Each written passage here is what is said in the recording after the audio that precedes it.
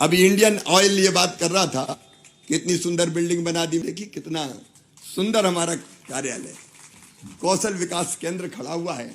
यहाँ हमारे बच्चे रहेंगे 3 महीने से लेके 1 साल तक। और ये कौशल विकास के कार्यक्रम सरकार भी खूब चला रही।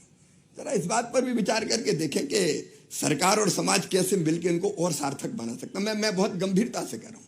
कई जगह चले, जैसे हमने तय किए 4 ग्रामीण इंजीनियर एक पंचायत में होना चाहिए। कई काम अब गांव, जैसे पीने के पानी की व्यवस्था के लिए पाइपलाइनें, घर घर में नल, एक नहीं अनेकों काम चल रहे हैं। अब छोटी सी भी खराबी आ जाए तो बाहर गांव वाले को बुलाओ। प्रधानमंत्री आवास योजना के अंतर्गत कितने मकान बन रहे हैं। अब मकान में कई तरह के ग्रामीण इंजीनियर चाहिए। अब उसी गांव के लोगों को हम ट्रेंड कर दें तो वहां रोजगार मिलेगा, काम और बेहतर संपन्न हो पाएगा। तो कौशल विकास के भी कई काम साथ मिलके हाथ में लिए जा सकते हैं। मुझे बताते हुए प्रसन्नता है, 800 बच्चों को हमने कोचिंग दी थी, उनमें 400 का जेई मेंस के माध्यम से और आपके अलग अलग माध्यमों से मेडिकल कॉलेजेज में भी एडमिशन हुए, इंजीनियरिंग कॉलेजेज में भी एडमिशन हुए। प्राइवेट में हो चाहे सरकारी में हो, फीस चाहे कितनी हो, एक बच्चे की 64 लाख रुपए तक फीस भरवाई है मैनेजमेंट कोर्स में।